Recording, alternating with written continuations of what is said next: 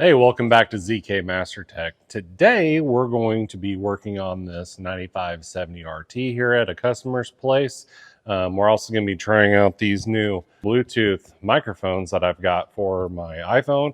I also have a set for my Sony ZV-1 camera, so I'm excited to use those. Hopefully my audio is a little better. I've been having some issues like once I get away from my phone, it's really hard to hear what I'm saying or if there's other loud noises. So hopefully this will allow me to be able to get my audio a lot better. So that's the one thing I fight the most in editing is audio. So hopefully I get that taken care of for you guys today. Got some hydraulic leaks on this tractor that we're going to be fixing. We're also going to be putting a couple SCV couplers in, doing some filters on it. Little preventative maintenance before spring here. It's going to be a nice day today. It's going to be 74 degrees, and I'm looking forward to that because it's been kind of rainy and cold here recently. So nice day to probably get the motorcycle out this evening. And I'm also going to be showing you guys the new Puri W702 screen that I got for my motorcycle. And I'm going to be installing that, and I think it's going to be pretty awesome. I have a helmet with Bluetooth speakers inside of it, so I'll be able to listen to music, and it'll be really nice to have navigation on the motorcycle as well. So let's head on over to my house real quick, and I'm going to show you guys that Puri W702 screen for a motorcycle, and we'll get that installed, and I'll kind of talk about that a little bit, and then we'll get back to this tractor and get working on that. So let's get into it. Oh, and did I mention there is going to be a solar eclipse today? Yeah, we're going to check that out today. Hopefully I'll have a welding helmet somewhere handy to, look at it. We'll see.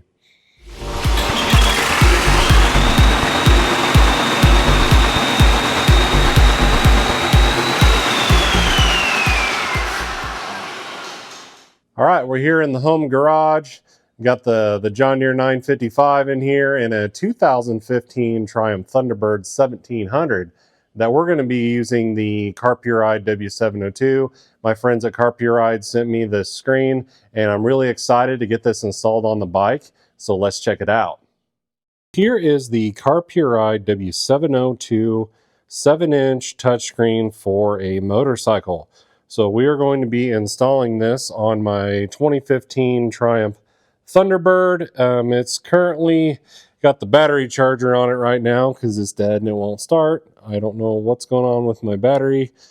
I had it running the other day, so we've got her on life support right now. So hopefully I can get that battery charged up enough to where we can run this screen and drive the motorcycle around. It's 74 degrees outside, so I want to go for a ride. But we're going to be installing this on the handlebars, and hopefully I can mount it right here. We got a screen right here because I don't have a dash and a gauge cluster and all that stuff to worry about right here on my handlebars. So it'd be really nice if I can get it somewhere in here-ish.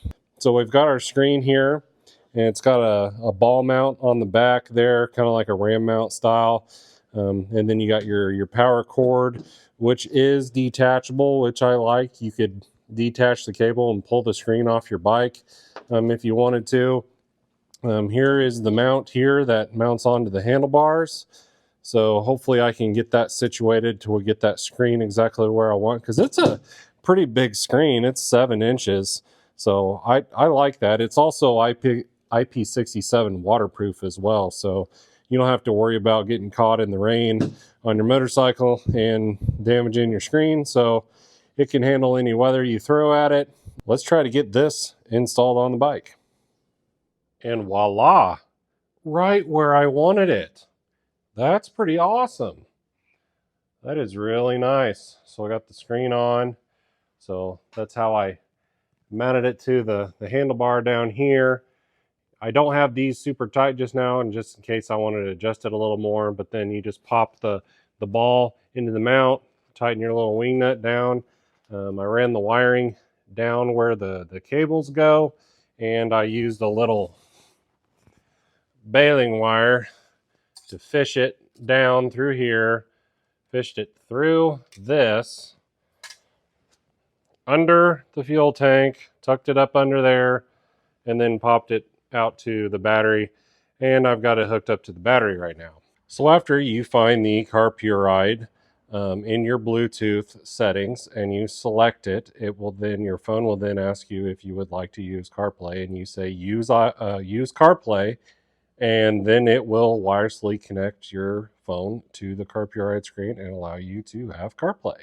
It's pretty simple and easy, and then you are connected on a Wi-Fi wireless connection to the screen, and then your phone is able to Bluetooth transmit audio to whatever device you're listening on. In my case, it's going to be my Cardo Pack Talk on my helmet. So that is how we pair up to it. Pretty simple. It worked flawlessly. So now that we're connected with CarPlay, we can scroll through our apps. We can select them. That's our most used apps are here. We can go to music. We can go to navigation. We can go to a split screen here and have nav and music all in one screen, or we can go back to our normal home page there. So pretty basic, pretty easy to use.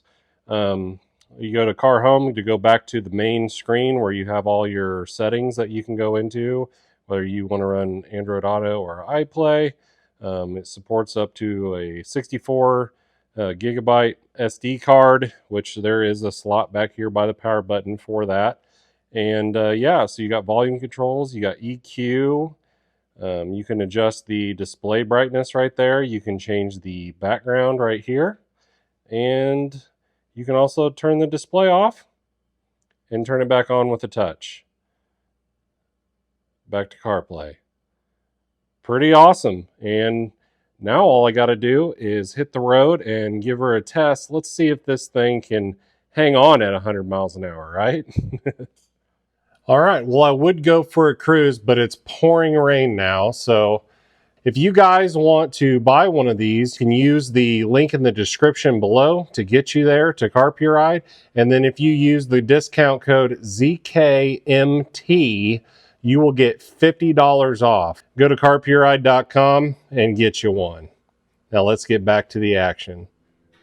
All right, so we're going to be working on the back side of this beast, and it's got a PTO on it. So that's going to make things interesting because we need to be back in there. The issue we got to diagnose is that steering filter way back in there. You can kind of see the camera's not wanting to focus where I'm at, but yeah, way up in there. So that's going to be fun. But let me take you underneath this and show you what I'm doing. All right, we're under the tractor here, and what we're looking at is the steering pump. We need to get this line off here as we got a leak. I'm not sure if it's leaking out of the crimp or if it's leaking out of the O-ring. We just need to get that out of there and check that. And then we have this PTO case drain line that's got a bunch of crap built up on it. So we're going to clean it up and tighten the clamps on that. And then way up in the hole, I don't even know if I can see it. Way up in there is that steering filter. Yeah. So I'm not quite sure what we're going to be able to do about that just yet. So I'm going to get this hose off and see what we can do about that. Okay, well, I got it fixed. The fitting that hose screws into on the pump was loose. I could move that line and make that fitting move. So I pulled that fitting out and put a new O-rings on it, put the hose back on, wiped it off, and so far so good right there. There's a drip hanging off that because I brake cleaned a bunch of stuff off up there. That PTO line up in there, kind of blew that off as good as I could there and tightened that clamp and tightened the clamps on both ends. They were pretty loose. So, and I've ran this tractor and we don't have any new oil showing up there, so I think that's a win. That steering filter way up in the hole, so it's got a little 1/2 inch square on the bottom of it, so I put a long 2-foot extension on there and unscrewed it and got it down out of there. And then we put a Ziploc bag over the filter. I got the customer here, Doug, helping me. And we slipped a bag over it so I could get that new filter back up in that hole without getting dirt in it. And then I was able to get it close, and then he pulled the bag off of it, and then he reached through a hole in the side over here and took the bag off of it, and then I threaded it back up in there. And so far, no leaks around that filter either, so I think we're going to call this a win. All right, so we got the leaks fixed from underneath the back of the tractor. I still have to put a couple SCV couplers in number 4 because they're not holding pressure. I also have to remove and replace the main hydraulic filters on the tractor. And now it's time for lunch. I'm sitting in my truck. I'm going to eat some lunch. And a lot of you guys have been asking me, what's my YouTube setup, cameras, stuff like that. And let me just show you my office now in this new Ram. All right, here it is. So I got a little steering wheel desk here where I can set my lunch or my laptop on here. We got the ZK special here. It's a ham and cheese sandwich with chips and salsa. I'm a big chips and salsa guy. So that's what we got for lunch today. Over here we got a iPad and a laptop. Over here I've got like a front seat organizer where I keep my EDL and my laptop and a MacBook Pro in there. And then I also have my camera. I got a Sony ZV-1 4K camera here. We got some extra batteries for it, some SD cards. We've got this new wireless microphones here. These are Bluetooth mics, I should say. So this will connect to the camera, and then you have these little Bluetooth microphones that you can magnetize or put clips. There's a bunch of different options of how you can attach them to yourself or other things. So that's the mic setup I have for the camera. This is brand new. I actually have not used this yet, but I think it's going to be a game changer. So that's the normal camera setup, but 99.5% of the time I use my phone for everything. And today, you guys are listening to me on these new Bluetooth mics here, just like this. Pretty sweet. So let me know what you guys think. If my audio is any better today, I'm wearing one of those mics on my shirt right now. So yeah, that's the front seat office here. Obviously in the back, I've got my lunch box down there. I can also snap it onto that pack out right here. I got a John Deere refrigerator in the back that I'm powering off of 12 volts, and I've got my Milwaukee rapid charger back there. So I've shown you guys kind of my back seat setup with that the subfloor and back wall that I put in. Normally I have a strap over the torque wrench and rocket light so it doesn't come flying at me. But even if it did, it would hit the headrests before it even hit me. But, safety first. And then I keep my coats and jackets and stuff back here as well. Also have a little trash can here for all your little, snack wrappers and stuff like that, keeping the junk under control here. All right, so now we're going to replace the couplers on number 4 here real quick. Take a 4mm Allen, take these out.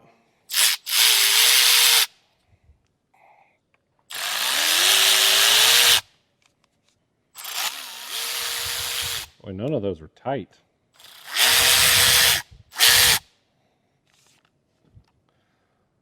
So I pressure tested these couplers during an inspection, and they didn't hold any pressure. Nothing. Oh, lovely. First thing, we're going to kind of clean that off a little bit.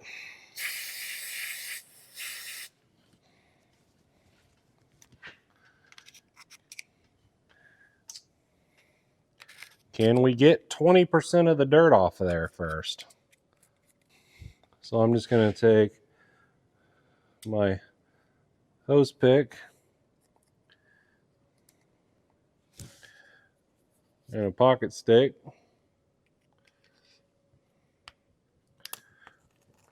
We're going to peel these snap rings out of here. Just like that. There's one.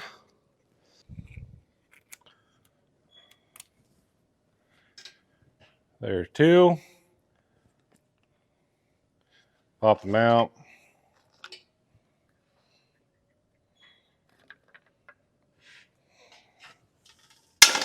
Just like that.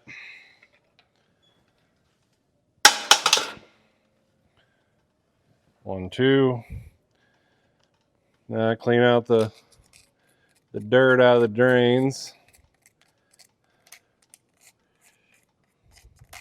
It's right inside here's a little cavity where the coupler drain is. And I just want to scrape some of the dirt out. We're kind of douche that out a little bit. Not a lot of pressure. I don't want to blow anything back inside of the barrel. Two new couplers. Plop. Take a little screwdriver. Dead blow. Seat them in. Done. And I do have a more in-depth video on SCV couplers if you guys are interested, and I'll put a link up top here.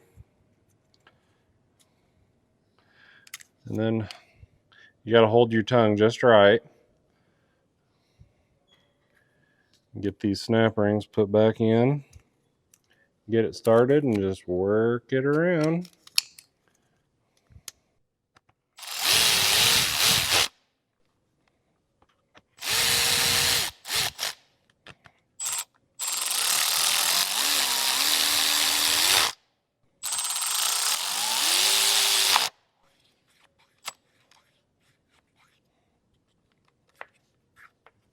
And that's it. Pretty easy, huh? All right, so the customer said he was going to go ahead and change the main hydraulic filter, so I guess we're done here. I wanted to show you guys this cool new mount I made for my generator in the back of my truck. And here it is. So I just made a frame with some angle iron and some expanded metal, and I bolted it down to the top rail. So there's little slots in here where you can put spring-loaded nuts in there. That's what I use to fasten it down.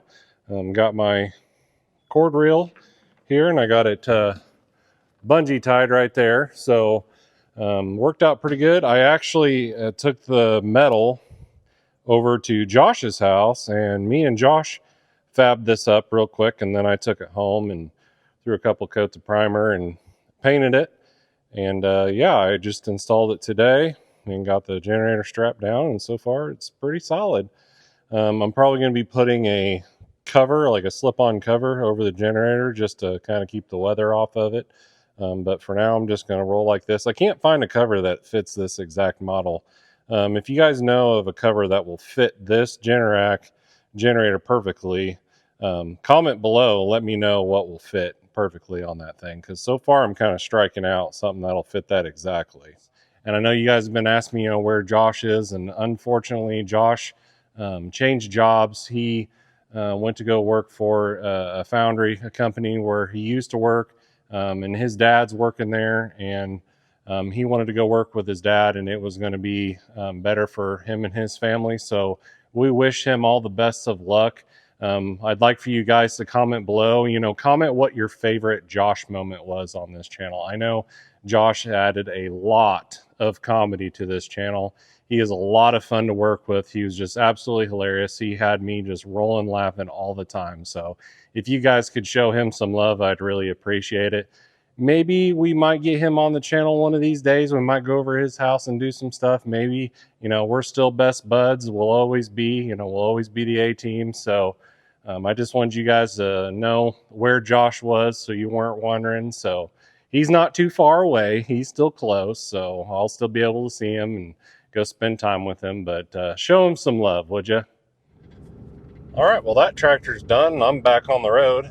think I'm going to go back to the shop and check up on Joseph and Patty and see how they're doing. And it might be just enough time for the eclipse. We'll get to enjoy it together. What time's the eclipse supposed to be, Joseph? I think 2:06. I'm about to figure it out right now. It's starting to look a little weird out there. Yeah, it's getting darker. Can't tell on camera, but it's happening. Yeah, other people said it's already started. It's at 2:06.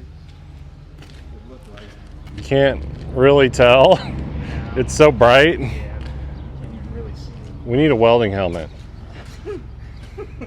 Well, you can see it a lot better. Yeah, you can see it, can't you, Joseph? Yeah. You can see it shrinking too. It just looks weird outside. Yeah. I figured it would get a lot darker. I tried to get it on camera, but it's just too bright when you point a camera at it. But when you put the welding helmet on, the really dark one, it works pretty good. Say hi, Ben, to everybody on YouTube. Howdy, YouTube. Ben just started with us. When was it? 13th. 13th. Oh. Yeah, it's pretty awesome, man. Glad to have you on board. Yeah, I'm excited. Me and Caleb's known Ben really a long time. Yeah. Yep. We're out here just enjoying the eclipse with the welding helmet. Right. It's getting pretty dark. Lights come on. Oh, yeah.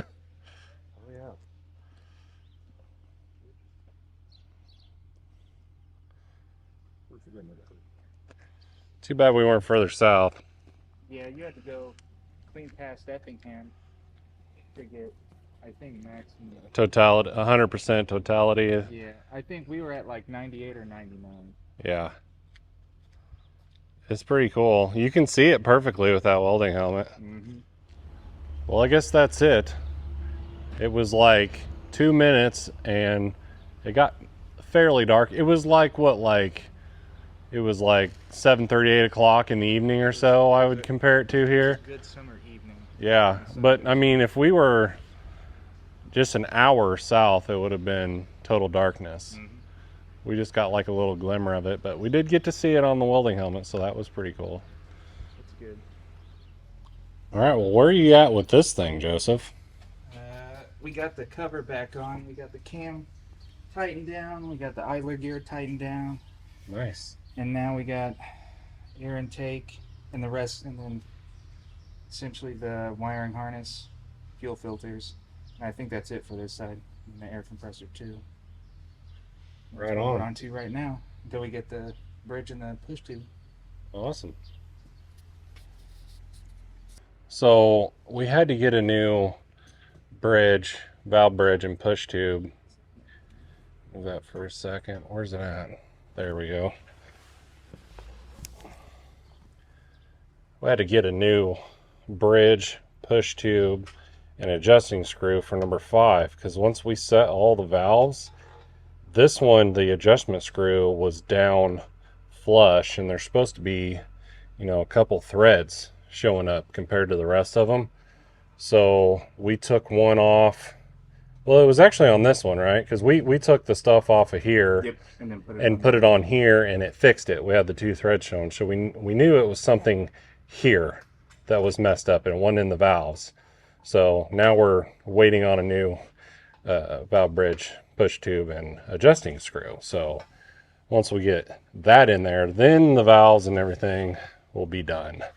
He was talking about the injection wiring harness. Still got to get that on. Exhaust manifold, turbo, all that stuff. But you can see how yucky these tanks are.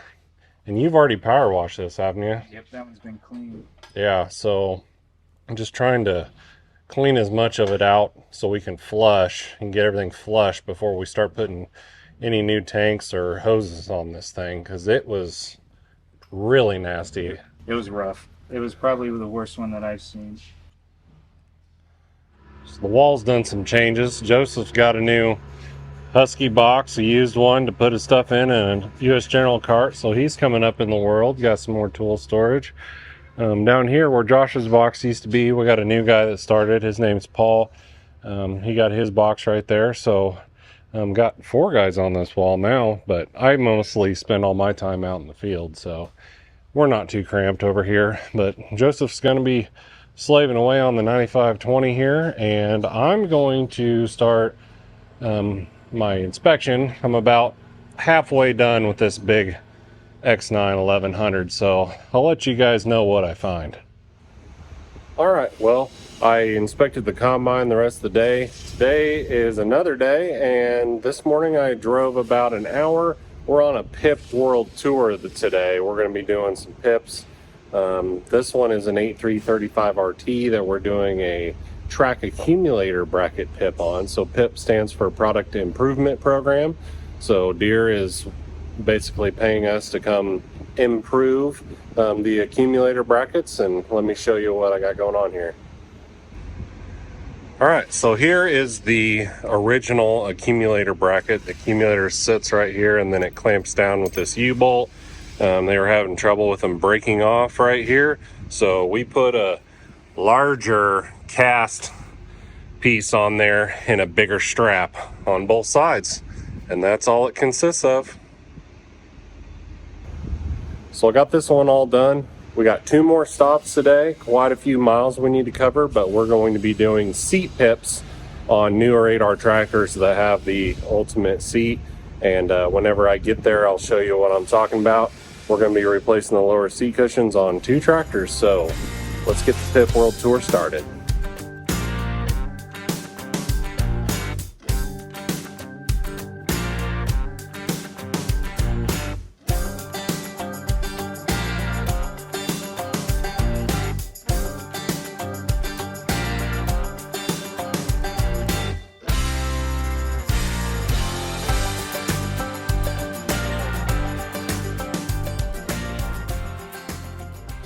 All right, we made it. I hope you guys enjoyed the beautiful countryside as I made my way kind of across central northern Illinois. Now we're looking at the 8R410 here. We're going to be doing the seat PIP, so we're going to be replacing the lower seat cushion.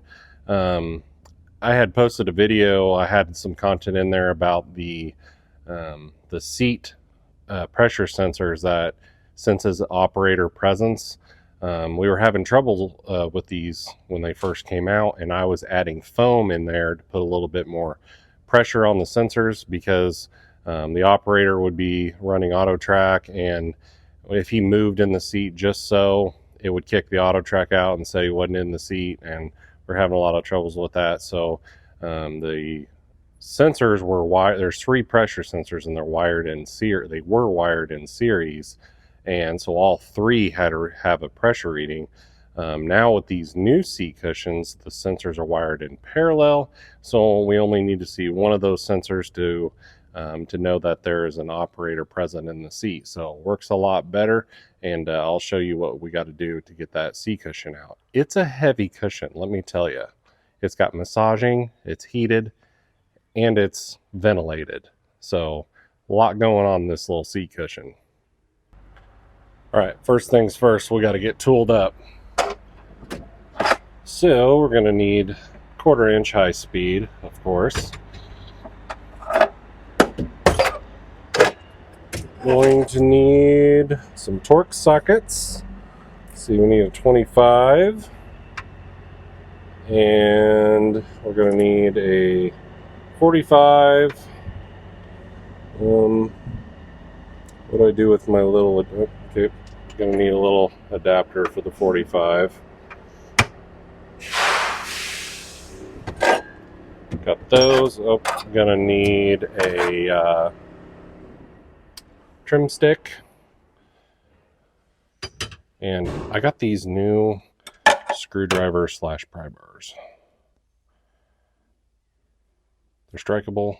You can pry with them, and they're straight from Snap-on. 10 inch and a 12 inch. So haven't used those yet.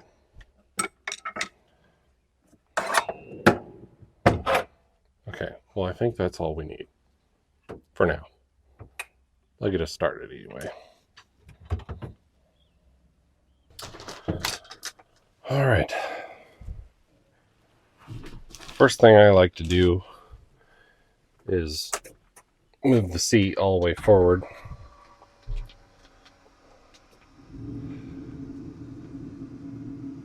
Stop it about there. I like to raise the front just a little bit. Okay, so I'm gonna have to take this off. There's 4 torque screws that actually hold the seat cushion in, and then we're gonna have to take the back panel off, this panel here, to get access to the air lines that run the massaging. So I'm gonna get all that off. Okay, so there's a little T25 torque screw back here that we're going to take out, and then this has just got spring clips, and we're going to pop that out and disconnect the electrical. All right, so we got the cover off and the electrical disconnected. Now we've got a T45 torque screw right here, and then there's one under here, right here, and then there's one up in here, and then there's one over by the seat buckle, and then that'll allow us to lift this up and disconnect the electrical.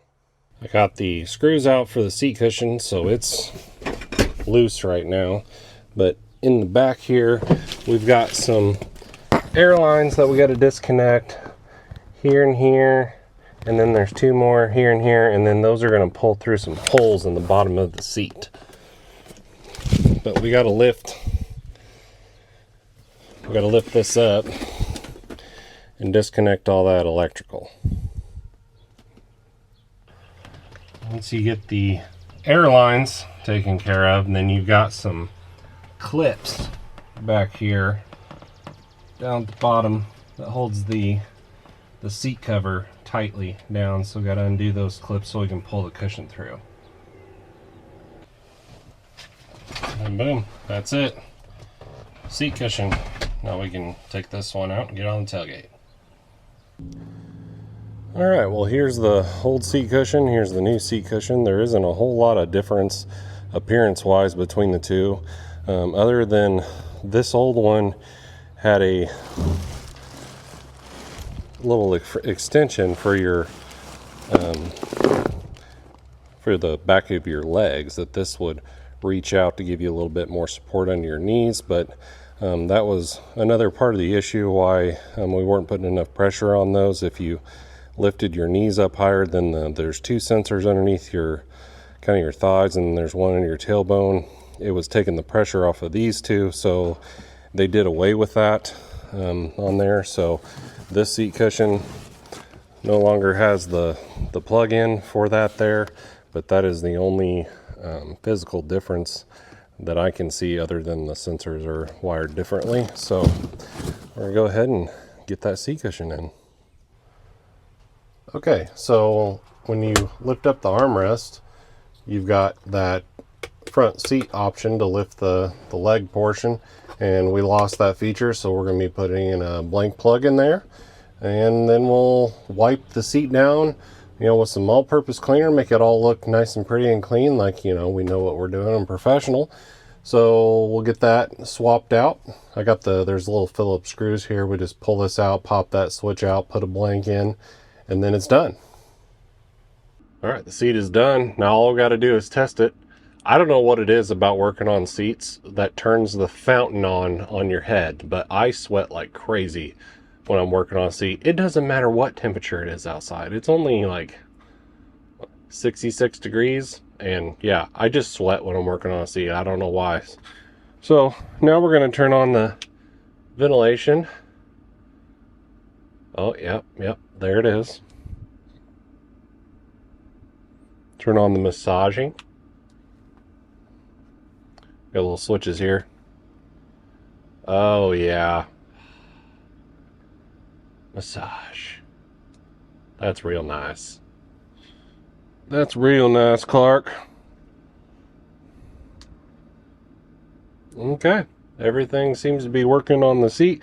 Now we're going to make sure that the seat sensors are working correctly. Alright, so I'm going to go into the menu, System, Diagnostic Center. We're going to go to Controllers. We're going to go to, must have missed it, FCC Instrument Cluster. And we're going to search for operator seat switch right there. So we're in the seat, it's active.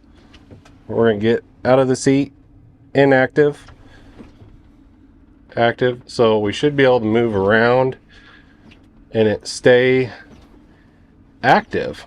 Sweet. So that's working correctly. Before it would probably, flicker inactive as I lift it up, as you're going across the field and bumps and stuff. So it's staying active, but we want to make sure that it goes inactive when we get out of the seat and back active. So good to go. All right, so that's all done. We're back in the truck. I'm gonna eat a quick bite to eat. I got another ham and cheese sandwich and chips and salsa again, the ZK special. And then I'm gonna be driving clear to Rockville, Indiana. It's probably about 45 more minutes east from my location. I think I'll have to look up the tractor on JD Link and get directions to it. But I wanted to show you guys, doing pips is kind of part of being a John Deere technician. Deere is constantly improving their equipment, and it's our job to go do those improvements. So we do a lot of pips. It's just part of being a John Deere technician. Not only do we have to, we have to set up new equipment, we have to maintain the equipment, we have to diagnose and repair the equipment in the shop, in the field. We also have to do pips. We do them in the shop and we do them in the field. So there's a lot of different aspects to being a John Deere technician. That's kind of what I like about this job. There's a lot of variety that you get to do. You get to drive around, see the countryside, meet the customers. And I really like that about my job. So today's kind of a relaxing day, just drive around doing some easy pips. And I'm just going to live it up right now because I know spring's going to be coming right around the corner. And then we're going to be doing some major diagnosing repairs. We're going to be running 100 mile an hour, just going constantly. So, you got to kind of take these little moments in to just kind of catch your breath, just kind of run around the country, get these pips done. And then we're going to have to start working on tractors again, to get ready for spring. We're not quite ready yet. I think we're probably another week or two out, maybe, with how much rain that we got, how wet the ground is. So as soon as the ground dries up, I think there's going to be some guys getting after it. So I'm ready for it. How about you guys?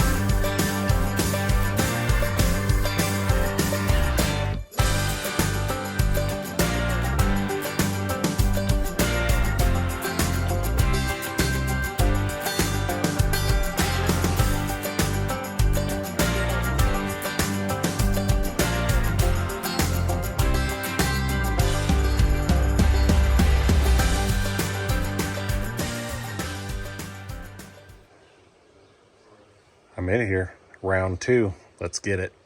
And poof, ta-da, all done.